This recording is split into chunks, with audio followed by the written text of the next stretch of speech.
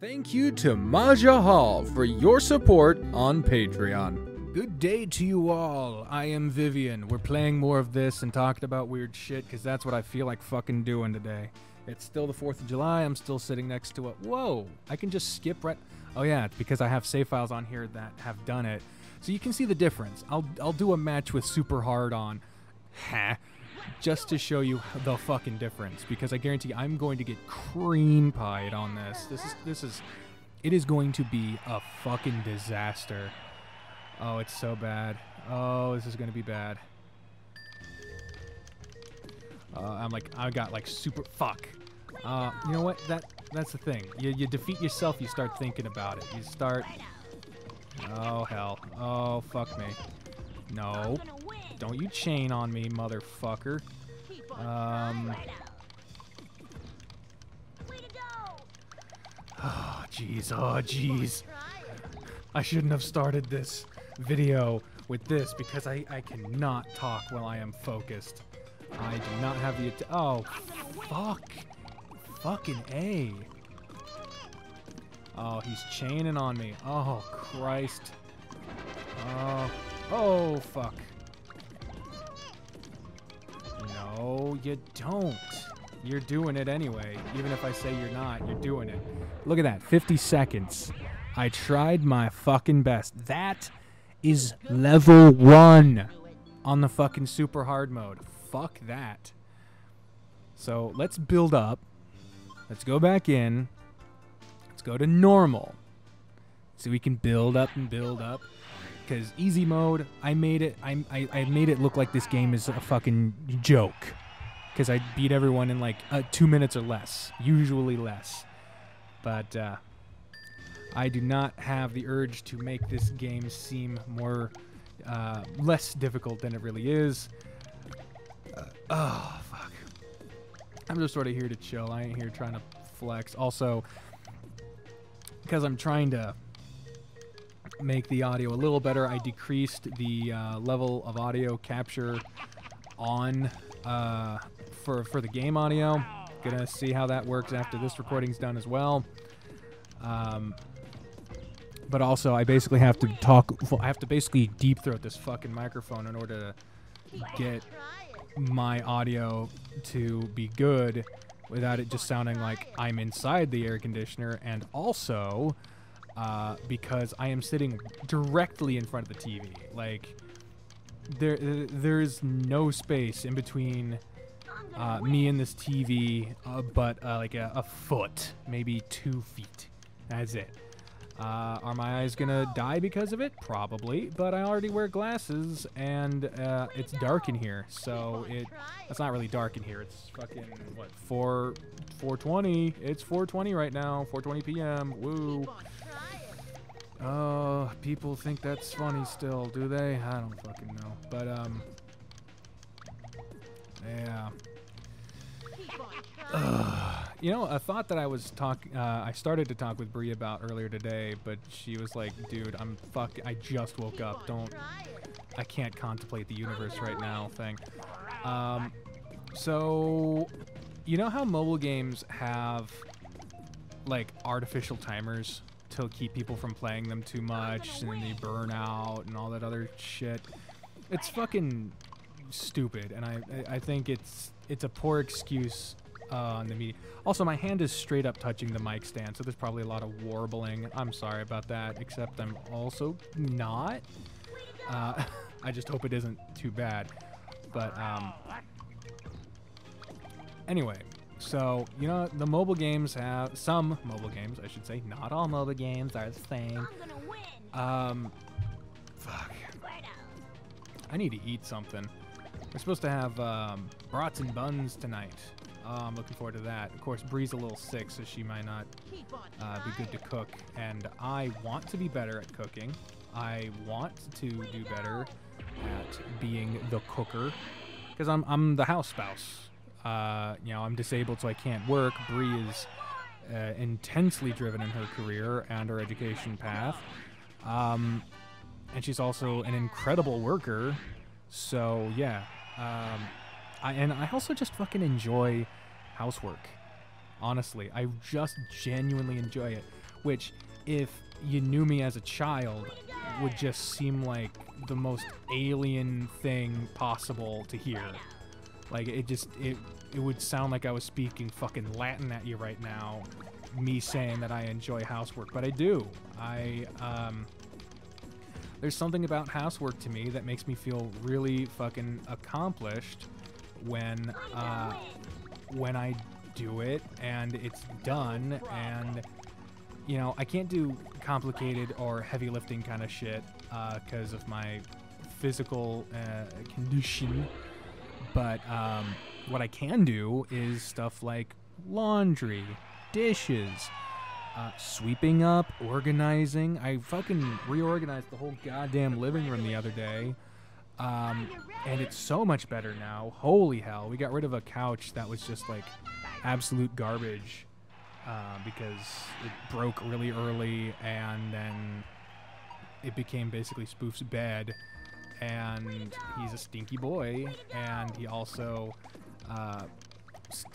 he doesn't have this problem as much now, but I'm realizing I'm not getting to any of the points I was trying to talk about, but whatever. But he would claw on things, you know. You leave him alone for too long, he'd start to get stir crazy and would fucking, oh hell. Here we go. And so he would fucking claw up your fucking couch. Not your couch, my couch. And so he clawed up the couch a bit. That and, you know, I'm 400 fucking pounds. Things I sit on don't generally last very long. So that's... that could have meant a lot of things. I'm not dissing any former boyfriends of mine, but also I'm dissing former boyfriends of mine. They didn't last long when I sat on them either.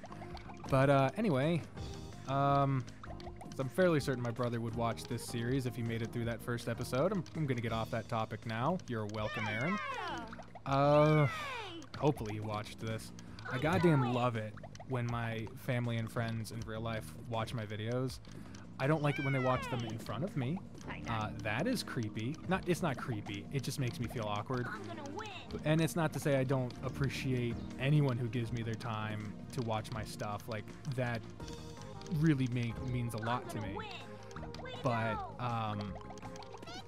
it's something about having someone that, you know, you grew up with, like my brother. Or someone that, you know, I also grew up with my mom, kind of. I grew up accompanied by my mom, who also grew older at the same time. Well, I didn't want to say up because I don't fucking know. If I say my mom grew up, that makes it sound weird, but also it's also technically wrong because she also has the disc narrowing that I have, so she's actually got shorter, and I wouldn't be surprised if I have been getting shorter too. There was a big old bang. People are not even waiting until sundown to do their fireworks, because that makes sense. But anyway, I was talking about batteries. Oh, I hadn't even mentioned the fucking batteries yet. God damn it. Oh, well. What I was getting at is mobile games have artificial timers that they don't need and are intentionally put there to keep people from doing things for too long, or at least longer than the maker of that thing would like. So what if batteries were that? What if the technology existed that batteries could last as long as they wanted, but there's just a fucking timer that, you know, is there to keep you from being on your phone too much, or keep you from listening to too much music, or having recreational time. I don't fucking know. Especially now that phones have the capability to not only put a percentage of your battery on there, but they also have like how much time is left on your battery and shit like that. So it feels genuinely like a countdown. And wouldn't it be interesting even if the technology isn't as I'm describing, which is entirely possible because conspiracies are only fun in the sense that, you know, as long as you know they're bullshit 99% of the time, then you can have fun with it. But as soon as people start believing that shit is real, then you get QAnon and you get fucking idiots who think stupid things, and it's a fucking nightmare for the entire world, and it decreases people's faith in humanity, and that just doesn't help anyone. It just doesn't help anyone. So anyway, even if the fucking, the technology exists, but whatever thing isn't a thing, which is not a thing, but if you think of it like that, if you think of it like a timer, it's kind of interesting. Resource management is one of the earliest skills that our ancestors fucking had to come up with in order to survive, and we are the descendants of the people who were able to do it properly, because the ones who couldn't fucking died. Or were killed. You know, people tend to generalize the humanoid beings before Homo sapiens, and they also tend to ignore the fact that they were straight up genocided, which is fucked up. It's also why I am not celebrating 4th of July for America, because fuck that. I'm celebrating the 4th of July because it's an excuse to blow shit up and to acknowledge, especially, and I have a friend named Courtney. She is very conscientious about current events, and she's very aware of things going on and the impact of same, and she's a very good morality barometer, because she's got a very good head on her shoulders, and she's just a genuinely good person with a fiery will to do right, and for people who are doing wrong to get punishment for it. And so she pointed out, like, it's with the fucking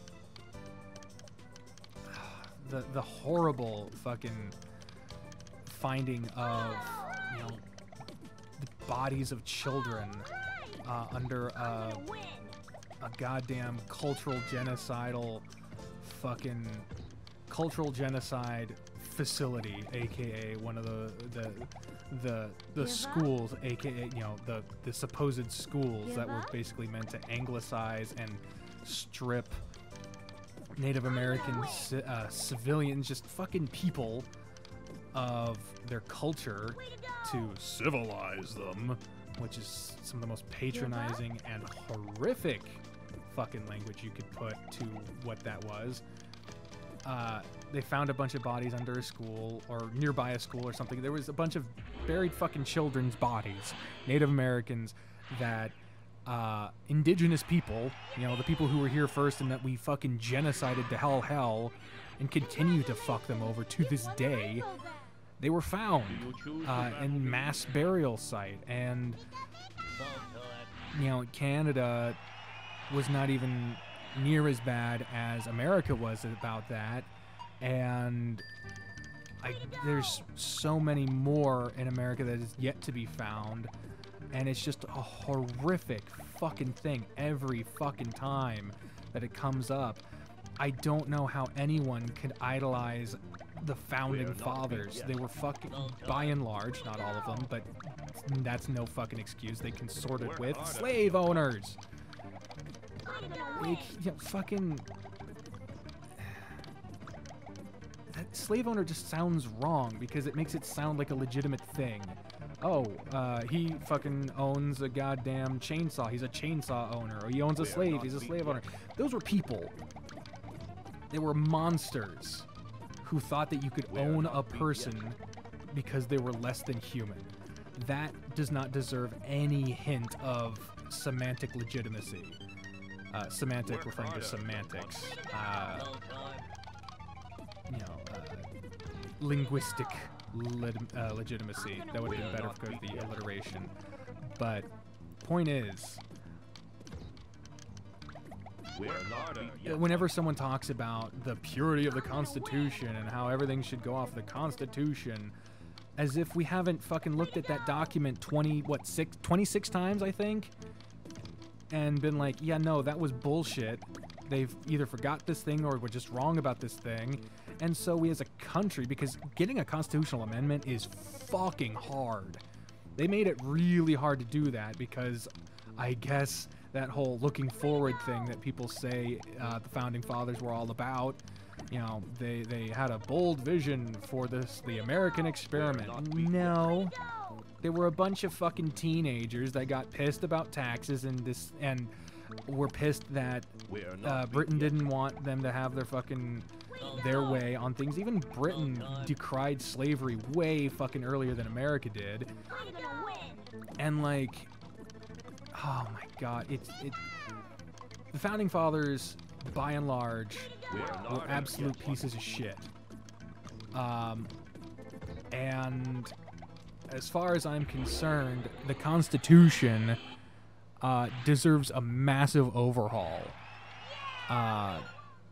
Damn near just rip it to pieces and start anew. Pick out the bits that work, get rid of the shit that doesn't or doesn't make sense or was wrong, and modernize the goddamn document. It's been 1776, which, again, the Constitution was not the original document. There were other documents that were floated about, other shit that was possibly going to be in it, and I got voted out. That would surprise you, the amount of fucking things that they decided were just not good enough for that document. The Constitution is a fucking monument to compromising about shit that should not have been compromised about, and shit that should not have been allowed being allowed because politics. Like, people say that the freedom of religion is born into the beginning of this nation. It's not. What is born into this nation is obedience to power. That's what's born into that Constitution that everyone loves so fucking much. And it's just a goddamn misery to even talk to people who think that is the guiding document of all things good and true, because it was written by, again, people who thought you could own people because they were less than human because of their fucking skin pigmentation, or because they weren't fucking, like, proper religious in their mind, which is fucked up, or whatever. They were prejudiced pieces of shit by and large. And I keep saying by and large because there were some factors about certain founding fathers that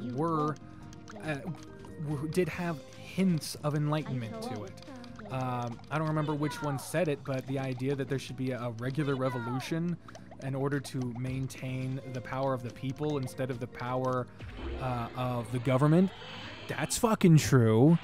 The fact that the word Christian does not appear in the Constitution, but instead creator and all that other stuff, it's still shit to include any kind of religious overtones in a founding document, but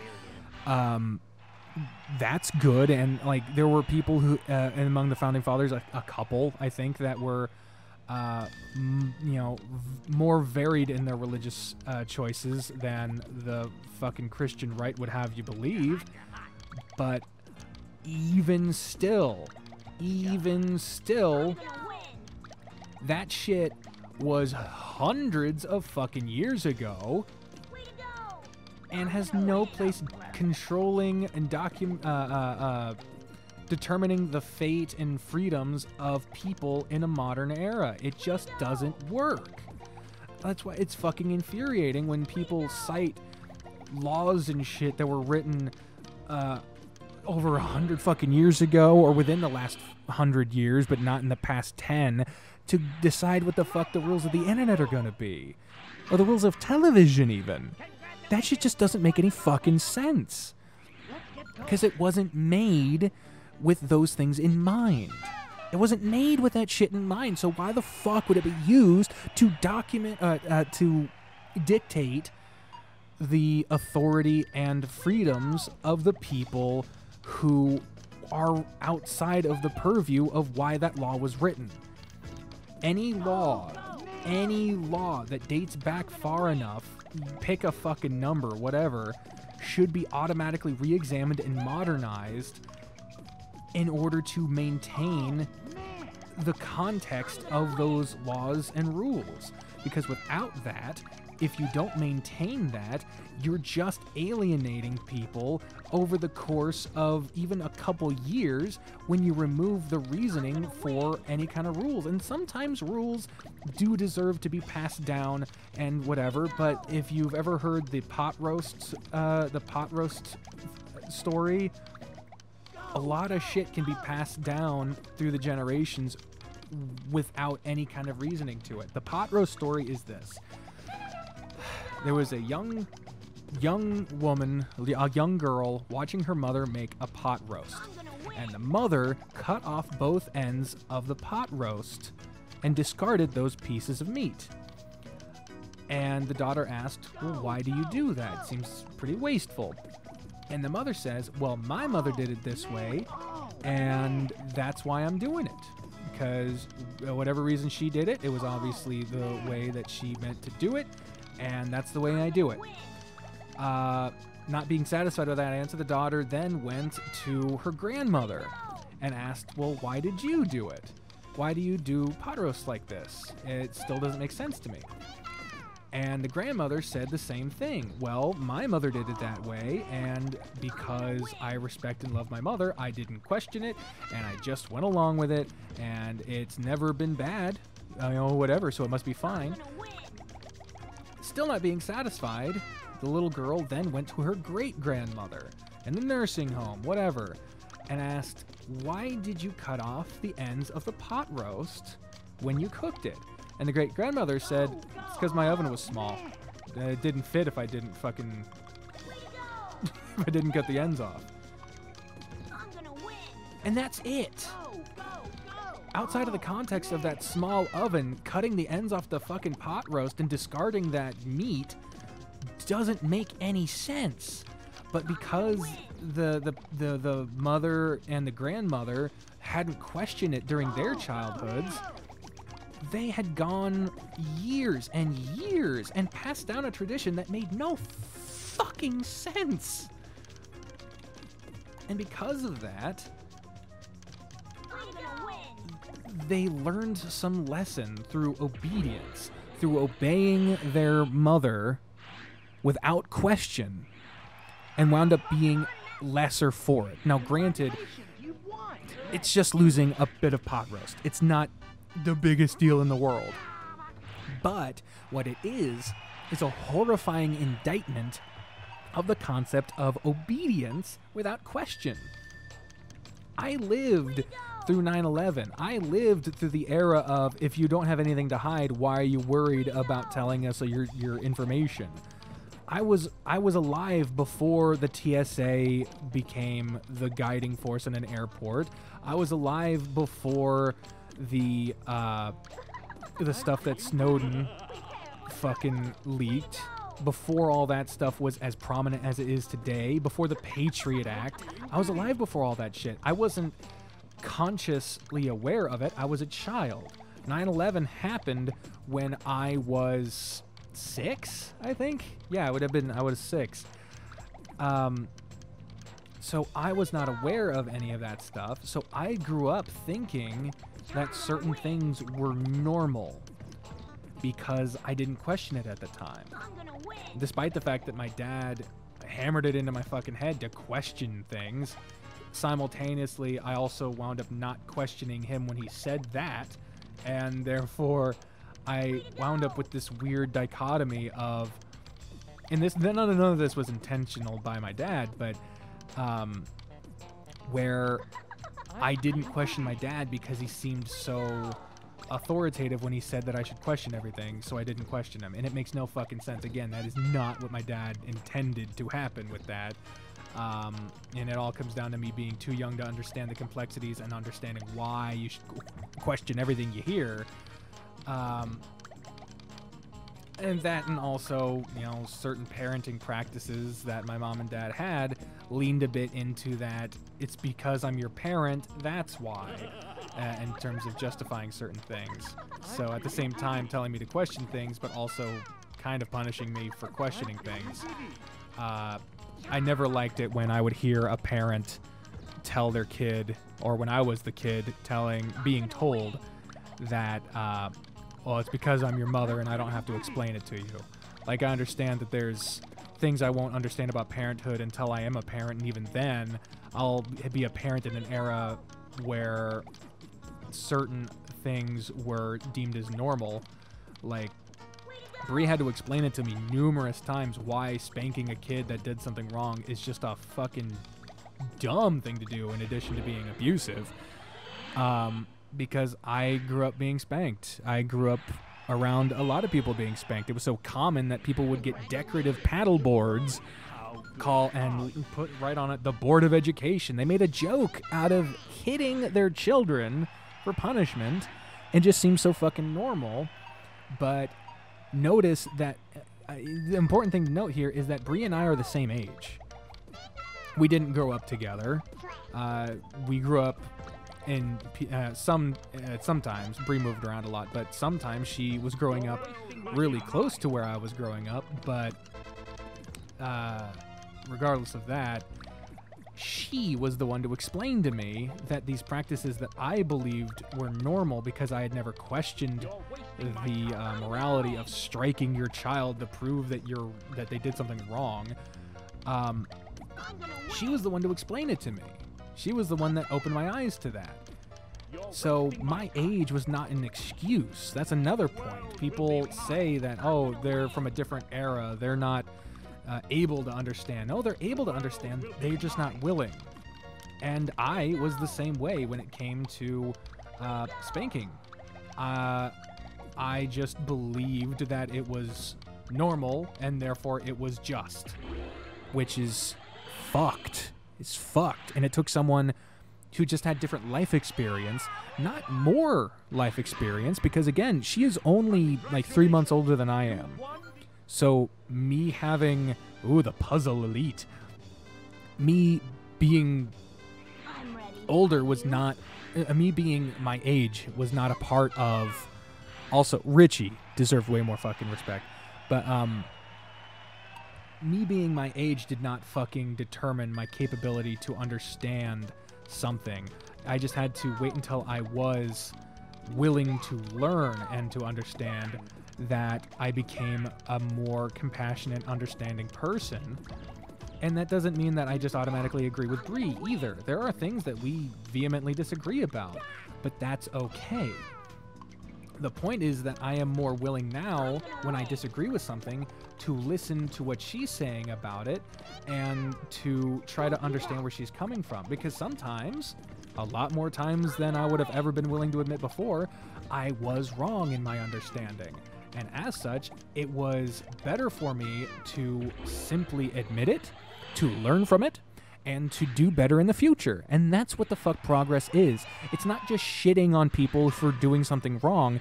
What it is being willing to... God, Lorelei. Sorry. Being willing to grow. Being willing to listen. And even if you still disagree at the end of a conversation, that's okay. Because at the end of the day, the best way to know something for sure, beyond a shadow of a doubt, is to know the opposing viewpoint in and out. Because if you can defend your opposing viewpoint, those who hold opposing viewpoints, against those that would misrepresent their position, then, and you still disagree with them, then you know what you know for sure. Because you're educated on the topic if you're able to clarify things about stuff you don't agree with. I'm agnostic, but I have also read my Bible cover to cover several times. At a point in my life, I had a large portion of it memorized, and at a portion of my life, and I spent a good portion of my life being Christian. I believed in that mess, and just because I now am agnostic doesn't mean that if someone came up to me and said, well, all Christians believe that you should be able to fuck your dog, doesn't mean that I wouldn't be able, just because I don't agree with Christianity as a concept and with their ideology, does not mean that I would go to that person that said that all Christians believe that you should be able to fuck your dog and say, no, that's bullshit, that there's nothing that says that, and be able to defend Christians in that regard. Doesn't mean I agree with them, but it does mean that I'm more educated and more confident in what I know because of it. Because I'm able to defend someone that I disagree with from misconceptions. I need to focus on my game a little bit here. I seem to be shitting the bed a bit. So let's refocus. Bring a little focus back. The 4th of July. It's the 4th of July today. I'm going to be shooting off fireworks. I'm going to be having a bonfire. I'm going to be burning a couch. There's nothing more American than burning shit that doesn't work anymore. So you set it on fire to get rid of it. That's fucking horrifying if you think about it objectively. There are a lot of things I'm very disillusioned about with America. Our history is just one small aspect of it. Bruno, I barely remember Bruno. Honestly, I feel bad about that, but I also just don't remember the Elite Four much. Honestly, it shows how much progress I had while playing the original games. But anyway, yeah, I am disillusioned with a lot of things in America. But one thing I do hold very near and dear is something that was pointed out to me by Penn Jillette. They have this great bit, Penn and Teller, where they essentially they have an illusion on stage where it appears that they burn an American flag wrapped in the Constitution. Now, obviously, it is a trick, and they show you how they did it. And it's this great monologue. Sorry, I nudged the mic. There's a great monologue that accompanies this trick, and it is very touching. And you have to remember that Penn and Teller are not very patriotic people. They are very vocally, they are very vocal critics of the things that they disagree with. However, they're the kind of people that seem to believe that the best way to fix something that you disagree with is to participate in a process to fix it, as opposed to just complaining about it. And also to appreciate the good things about something that as a whole you're disillusioned with, but there are parts that you like. It is okay to like some aspects of a thing that you overall are not enthused about, as it were. They show a bit, they do that same bit with a clear piece of plastic that they call the Chinese Bill of Rights. Oh yeah, it's the Bill of Rights that they do, not the Constitution. But they stuff an American flag in a clear plastic tube that's supposed to be the Chinese Bill of Rights because they don't have a Bill of Rights. And hey, I did the Elite Four already? Damn, okay. I feel like that wasn't 4, though. I don't know. Well, that's normal mode. The point is that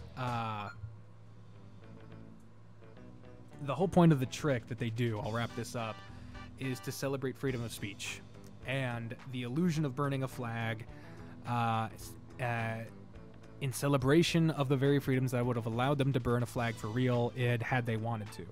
Because they can criticize the president, they can make jokes about Congress, they can burn a flag of the country, but they won't be put in jail for it.